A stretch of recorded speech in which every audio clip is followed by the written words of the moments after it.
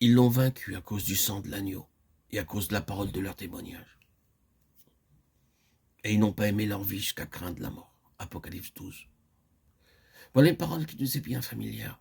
Rappelons les circonstances dans lesquelles elle fut prononcée. Elle fait partie d'une déclaration articulée dans le ciel par une voix forte à un moment où les multitudes célestes sont en train d'observer un conflit colossal qui se déroule dans ce que nous pourrions appeler les cieux inférieurs. Ce conflit met aux prises d'une part les forces célestes représentées par Michel et ses anges, d'autre part les forces diaboliques représentées par Satan et ses anges.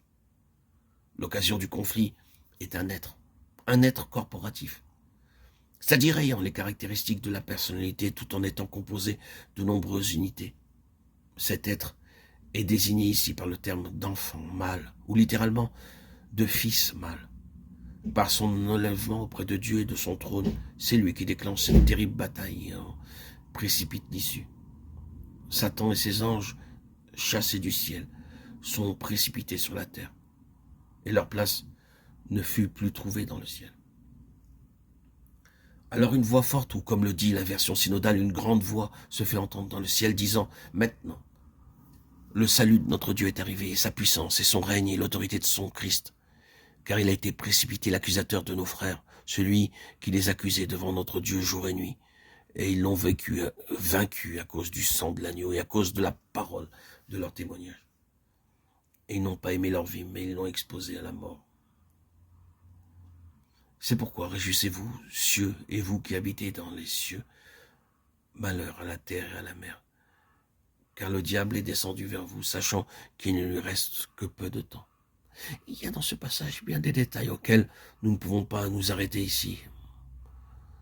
Nous enregistrons simplement le contenu de cette déclaration et l'événement qui en est l'occasion, car c'est cela et tout ce qui s'y rattache qui va faire l'objet de notre entretien. Tout d'abord, arrêtons-nous un instant au livre lui-même pour jeter un rapide coup d'œil sur l'ensemble du récit. Nous constatons que le chapitre 11 nous amène au temps de la fin. Le chiffre 7 au verset 15 est toujours associé à une idée de plénitude, d'achèvement. Et cette 7e trompette marque la fin d'une phase de la présente économie. Le chapitre 12 traite du temps de la fin. Mais il est très important pour nous de réaliser que les chapitres 12 et 14 forment une parenthèse. Ils ne sont pas dans la ligne directe de la narration. Ils constituent une partie distincte insérée là. C'est la signification du mot parenthèse.